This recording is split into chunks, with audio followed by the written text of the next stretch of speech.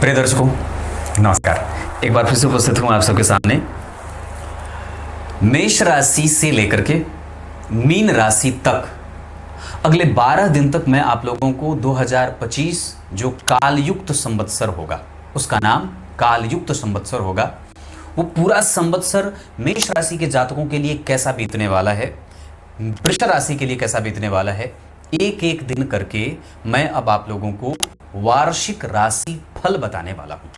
शुरू करते हैं आज का कार्यक्रम।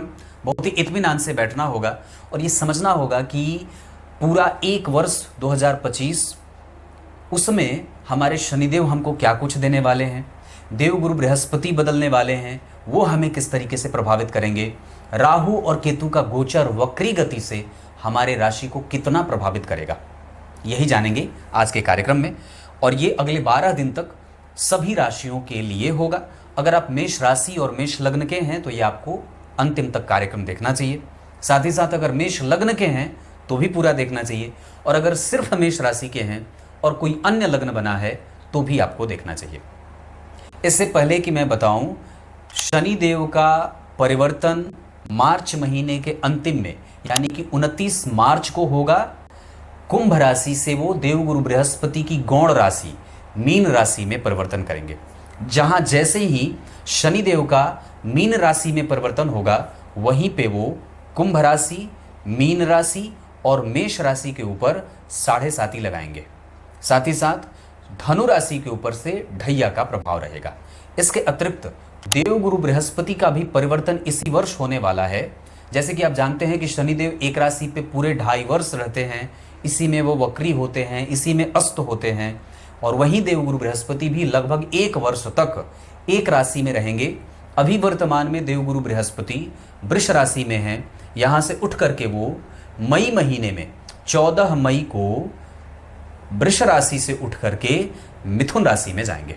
तो ये पूरा मेष राशि के लिए ये जो पूरा 1 वर्ष का काल रहने वाला है, पूरा कालखंड, ये कैसा रहने वाला है, आज के इस वार्षिक राशि फल में इसी बात से चर्चा करेंगे।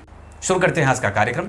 मेष राशि के जातकों के लिए धन, संपदा, दाम्पत्य, परिवार, माता पिता, नौकरी, व्यापार, विदेशी संचार, विदेशी सेवाएं और आपका स्वास्थ्य, और साथ ही साथ नौकरी में परिवर्तन, जगह का बदलाव, ये 10 प्रमुख क्षेत्रों पे मैं चर्चा करूंगा, जिस पे मैंने पिछले 10 दिन से काम शुरू किया था। आज मुझे समय मिला कि मैं इसे बहुत पहले बना दूं ताकि मेरे दर्शकों को उससे फायदा मिल सके। और निश्चित रूप से ये जो पूरा संवत्सर है, इसमें व्यापार करने वाले लोगों के लिए बड़ा ही अतिरिक्त लाभ देने वाला होगा। जानेंगे। शुरू करते हैं आज का कार्यक्रम। कहीं नहीं जाना है, बिल्कुल बन के रहिएगा।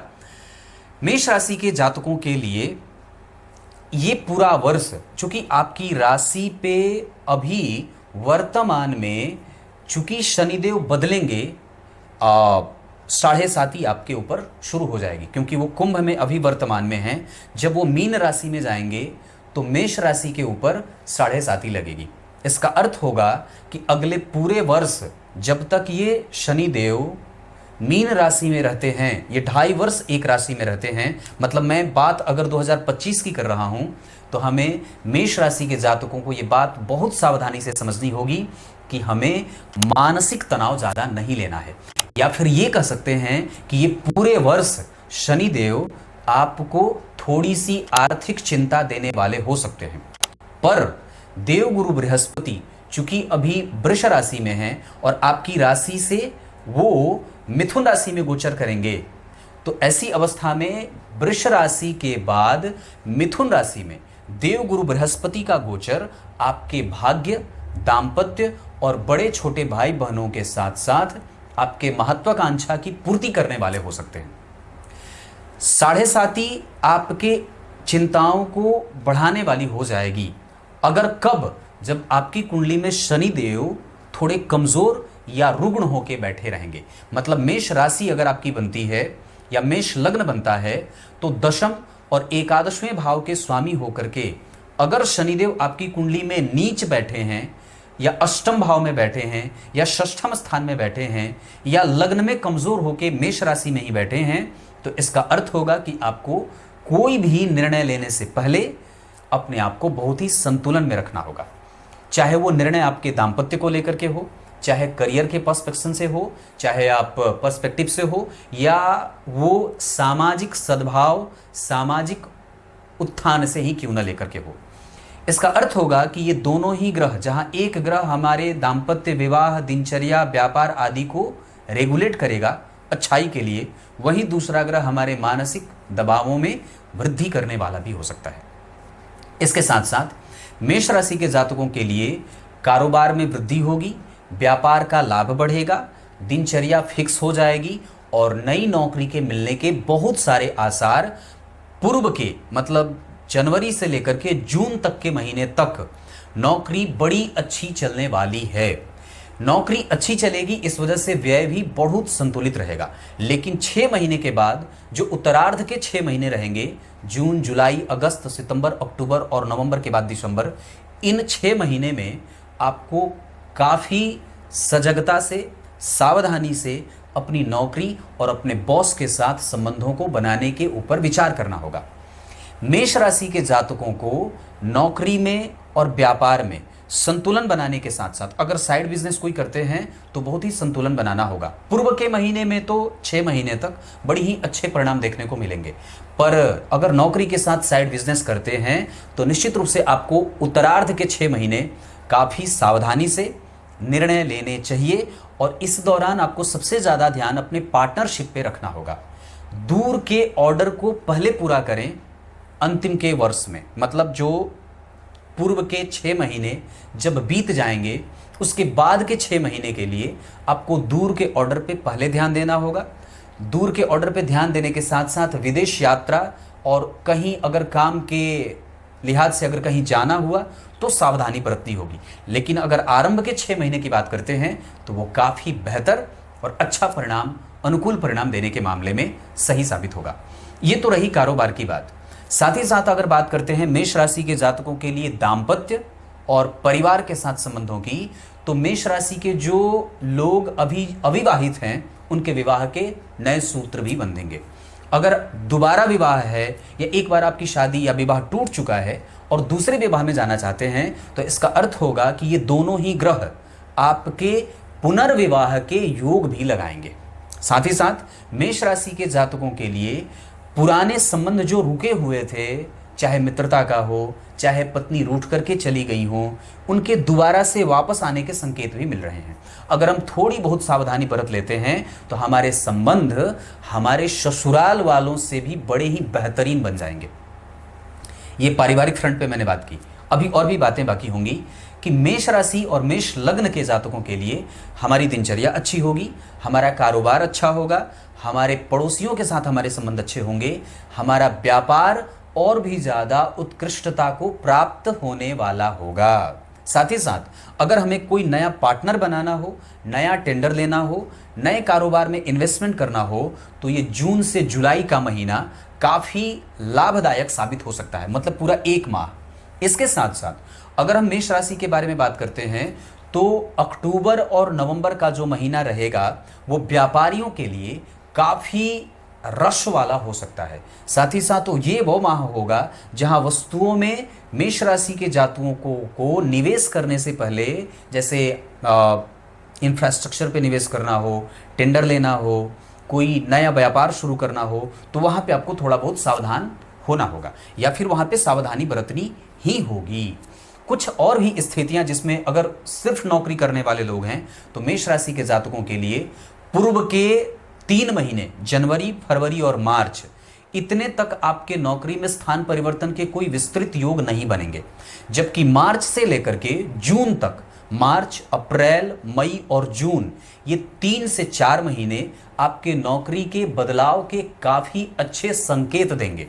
यहाँ एक बात मैं आपको आपकी कुंडली से बताना चाहूँगा कि अगर मेष राशि और मेष लग्न की कुंडली बनी है और अगर आपकी कुंडली के मंगलदेव बलवान होके बैठे हैं, जैसे दशम स्थान में हैं या लग्न में हैं, पंचम में हैं या नवम भाव में हैं, और अप्रैल के बाद मार्च, अप्रैल, मई, जून, ये पूरे 4 महीने अगर आपका स्थान परिवर्तन होता है, चाहे व्यापार के लिए हो, चाहे नौकरी के लिए हो, चाहे किसी भी क्षेत्र के लिए स्थान परिवर्तन करेंगे और मंगल अगर आपकी कुंडली में बलवान होके बैठे हैं तो जगह जो मिलेगी आपको नौकरी बदलाव वाली वो आपके अनुकूल मिलेगी। और वहां पे जाने के बाद आपको लाभ होगा। जबकि अगर मंगलदेव आपकी कुंडली में कमजोर होकर बैठे हैं और इस दौरान अगर आपका ट्रांसफर हो जाता है या नौकरी बदलनी पड़ती है या जगह बदलना पड़ता है, तो हो सकता है कि आपको जो स्थान मिले वो थोड़ी कष्ट के साथ वहां पे आपको सामंजस्य बनाना पड़ सकता है।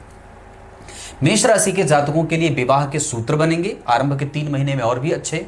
और उसके बाद मेष राशि के जातकों के लिए निवेश करने का ये जो समय रहेगा, इसमें आप जुलाई, अगस्त, सितंबर ये 3 महीने काफ़ी अच्छे तरीके से निवेश कर सकते हैं। यहाँ आप बीमा पॉलिसी खरीद सकते हैं, टर्म इंश्योरेंस ले सकते हैं, स्वास्थ्य बीमा करा सकते हैं, सरकारी बॉन्ड खरीद सकते हैं, साथ ही साथ सोने और चांदी में भी निवेश कर सकते हैं। इसके अतिरिक्त मेष राशि के जातकों के लिए आरंभ के ही दिन में, जैसे जनवरी से लेकर के मार्च तक के महीने में अगर बात बन पड़े, अगर आपके पास उतनी सामर्थ्य है, इतनी योग्यता है, तो आप सोने में निवेश जनवरी, फरवरी और मार्च तक के महीने में आवश्यक रूप से कर लेना चाहिए। क्लियर है? तो ये मैंने व्यापार बताया और ट्रांसफर के योग बताए, विवाह के बारे में बताया और बात करते हैं स्वास्थ्य पे। तो मेष राशि के जातकों के लिए अगर मैं पूर्व से लेकर के अंतिम तक की बात करूं तो पूरे माह में वर्षा ऋतु का जो काल रहेगा, पूरे ऋतु में पूरा मौसम होगा, उसमें जो वर्षा ऋतु का मौसम होगा, मतलब जुलाई, अगस्त, सितंबर, ये 3 महीने हमें सर्दी वाली बीमारियों से परेशानी हो सकती है। साथ ही साथ इस दौरान हमारे हृदय क्षेत्र में परेशानी भी आ सकती है। तो मेष राशि के जातकों को इन 2 चीज़ों पे विशेष ध्यान रखना होगा, कफ संबंधित समस्या और साथ ही साथ कफ से परेशान होने के साथ साथ व्यक्ति को शीत जनित बीमारियां परेशान करेंगी। अगर आप मेष राशि के बारे में बात और भी नज़दीक से करना चाहें तो आपको यहाँ घाव, फोड़ा, फुंसी भी हो सकता है, नेत्र से संबंधित समस्या भी हो सकती है और कई बार आपके पैरों में चोट भी लगे और माथे का हेडेक बढ़ेगा, मतलब सर दर्द की समस्या भी बढ़ सकती है। मेष राशि के जातकों के लिए देवगुरु बृहस्पति आपकी राशि से 3रे घर में और शनिदेव आपकी राशि से 12वें घर में गोचर कर रहे हैं। इस दौरान अगर बाहर जाना हो तो चूंकि 12वें भाव में शनिदेव हर्ष बली हो जाते हैं। अगर आपकी कुंडली मेष लग्न की बनती है तो गोचर में शनिदेव कहाँ गोचर करेंगे? अभी कुंभ में है तो मीन में जाएंगे। तो मीन राशि में आपकी राशि से 12वें और आपके लग्न से 12वें भाव में शनिदेव के गोचर करने से यहाँ विदेशी प्रवास, विदेशी संपर्क, विदेशी निवेश और विदेशी कंपनी का काम और कारोबार, ये सब शनिदेव के हर्ष बली होने के कारण बढ़ जाएगा। इसके अतिरिक्त विदेश में जाकर के प्रवास करने के साथ साथ अगर छोटी मोटी विदेश यात्रा करनी हो तो भी लाभ होगा। इसके अतिरिक्त चूंकि शनि नीचाभिलाषी हो रहे हैं, उनकी 3री दृष्टि आपकी कुंडली के धन भाव पे पड़ेगी, इस वजह से हमें वहां से मोटी रकम भी धन के रूप में प्राप्त हो सकती है। अचानक से हमारे भाग्य का लाभ भी मिलेगा। हमारे भाग्य में संघर्ष जो पूर्व के आरंभ में होंगे वो अंतिम में जाते जाते शनिदेव हमारे भाग्य का अवरोध भी समाप्त करेंगे, मोटा धन देके भी जाएंगे और लाभ के कई सारे अवसर भी हमारे जीवन में देके जाएंगे। चूंकि वो एक राशि पे 2.5 वर्ष रहते हैं, पर हमारी बात पूरे 2025 के आरंभ से लेकर के 2025 के दिसंबर तक हो रही है। इस वजह से शनिदेव के मीन राशि पे भ्रमण के कारण चूंकि 7.5 है, इस वजह से आरंभ में हमें थोड़ा सावधान, सजग, शनिदेव के प्रभावों को समझना होगा। उसके बाद जब हम इनके रेगुलर हो जाएंगे तब हम अंतिम वर्ष में कुछ अच्छे और महत्वपूर्ण निर्णय, जिसमें व्यापार में निवेश, विवाह आदि, नौकरी और व्यापार के लिए निश्चित रूप से ले सकते हैं। ये मैंने पूरा आप लोगों को मेष राशि के लिए पूरा एक परफॉर्मा बना दिया कि ऐसा हमें ये काम करना होगा। अगर दान पुण्य कुछ इस वर्ष पूरा करना चाहते हैं तो सबसे पहले तो हमें दान जब भी करना चाहिए तो अपने जन्म के नक्षत्र के हिसाब से करना चाहिए। मतलब जो आपके माह है, जन्म का माह जो हिंदी महीने से है, उसमें तिथि देख लीजिए, शुक्ल पक्ष है कि कृष्ण पक्ष है वो देख लीजिए और नक्षत्र देख लीजिए। उसी नक्षत्र के दिन आप कुछ भी अपने वजन के बराबर दान करें। ये पूरा वर्ष जो हिंदी महीने से आप मनाते हो या अंग्रेजी महीने से मनाते हो, कोशिश करें कि आपका जो जन्मदिन हो वो हिंदी महीने से ही मनाया जाए और उसी दिन इस पूरे वर्ष में अपने जन्म के दिन जो नक्षत्र पड़ रहा है या जन्म तिथि पड़ रही है, उस दिन आवश्यक रूप से इस पूरे वर्ष में एक बार तुला दान करें। किसी गौशाला की सेवा का भार उठाएं, ठाकुर जी के मंदिर में घी या बाती का खर्चा उठाएं, भोग राग की व्यवस्था का पूरा प्रबंध करें, मंदिर के सफाई की जिम्मेदारी संभालें। ये पूरे 1 वर्ष में इससे हमारा सनातन धर्म बलवान होगा और हमारे अंदर धर्म का प्रवाह तीव्र होगा। क्लियर है? नौकरी बदलनी हो तो वर्ष के अंत में, नौकरी में ट्रांसफर है तो वो मैंने बताया है मार्च, अप्रैल, मई, जून तक। ये इतने सारे क्षेत्र आपकी मेष लग्न की कुंडली में या मेष राशि की कुंडली में बनती है। इससे और भी अच्छा मैं बताऊंगा आगे, जो राशिफल का कार्यक्रम जाता है या अलग अलग बता दूंगा, पर ये पूरा एक चैप्टर हुआ मेष राशि मेष लग्न के जातकों के लिए पूरा वर्ष का वार्षिक राशि फल। टोटल मिलाकर के अगर मैं मेष राशि के जातकों के लिए बात करूंगा तो आरंभ के 6 महीने बड़े ही महत्वपूर्ण हैं। इस वजह से इसमें किसी भी प्रकार की कोताही और आलस्य बरतने की कोई आवश्यकता नहीं है। जितना ही ज़्यादा इस 6 महीने में आप मेहनत कर लेंगे तो आधे जो 6 महीने बचते हैं, हो सकता है कि उसमें थोड़ा व्यापार कम भी चले तो आप उसकी क्षतिपूर्ति पहले ही कर चुके हैं।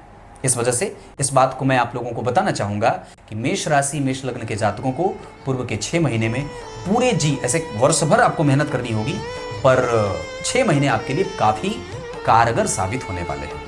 उपाय मैंने जितना बताया है बस उतना ही करना होगा, और मुझे लगता है कि मैं सभी राशियों के लिए यही लगभग उपाय बताने वाला हूं। तब तक के लिए बहुत बहुत नमस्कार।